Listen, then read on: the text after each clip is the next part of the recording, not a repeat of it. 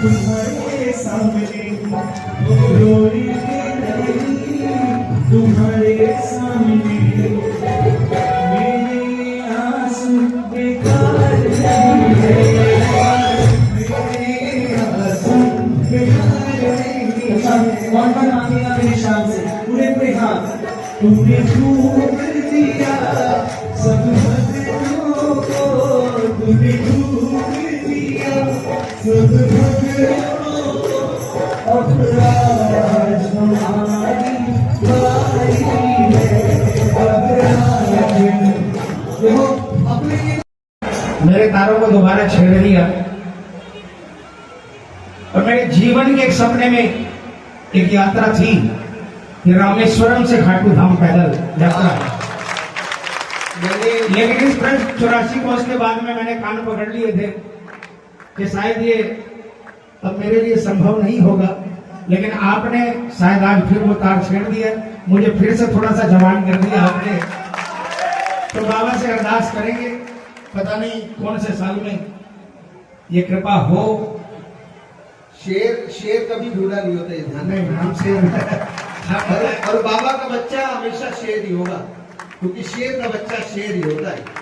तो हम बाबा के बच्चे जो शेर है वो हाथ उठाए, समर्थन करेंगे। भैया आप रामेश्वर की तैयारी करो, हम तुम्हारे साथ हैं। दूसरी बात, हाथ उठाओ, एक जगह लगाओ जरा, बोलिए शंकर भगवान की। दूसरी बात, ये जो लड्डू गोपाल 30 साल पहले, या मैं समझता हूं 30 से 32 होंगे कम नहीं, मैं और बिन्नू जी खाटू से झुंझुनू जा रहे थे या कौन से स्थान पर फागुन के मेले में जा रहे थे। क्योंकि फागुन के मेले में हम लोग कलकत्ता वाले अगल बगल वाले 10-10, 15-15 दिन के लिए बाबा के दरबार में बुला लेते हैं बाबा। तो बीच में एक दिन जा रहे थे तो रास्ते के अंदर में ये प्रोग्राम बना कि कीर्तन में इतने लोग आते हैं, कोई तो एक ऐसा हो जिसको ये लगे कि आज मेरे नाम की लॉटरी खुल गई।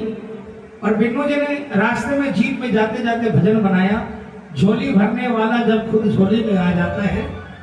और वहां से हमने उसी 11 से, क्योंकि उस समय सेवा मंडल में कीर्तन होता था जहां नंदू जी कीर्तन करते थे, और वहां पर एक जयपुर से बहुत सुंदर एक मूर्तिकार से मूर्ति बनवाई और उससे वादा लिया कि हमें हर महीने कम से कम 20-25 मूर्तियां वो देगा।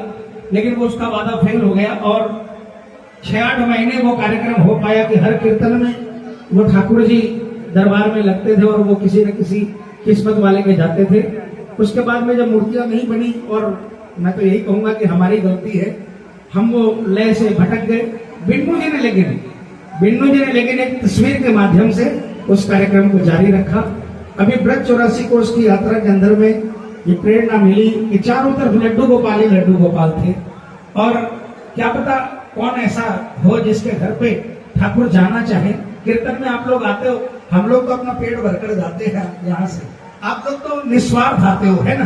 तो कुछ ना कुछ आस होनी चाहिए और उसका फलीभूत होना चाहिए।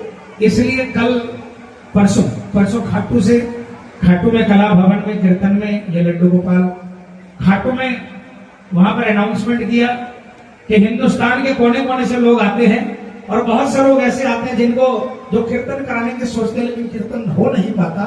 वहां पर ये अनाउंसमेंट हुआ था कि लड्डू गोपाल वहां पर जिस किसी भी प्रेमी के जाएगा वो हिंदुस्तान में हर महीने हिंदुस्तान में वो प्रेमी कहीं भी रहता हो बाबा का कीर्तन उसके यहाँ निःशुल्क होगा। और आज दिल्ली के अंदर में उसके बाद ये पहला कीर्तन है। हमारे आलोक भैया भी गवाह है कि दिल्ली में लॉकडाउन से पहले अर्जी कीर्तन होते थे।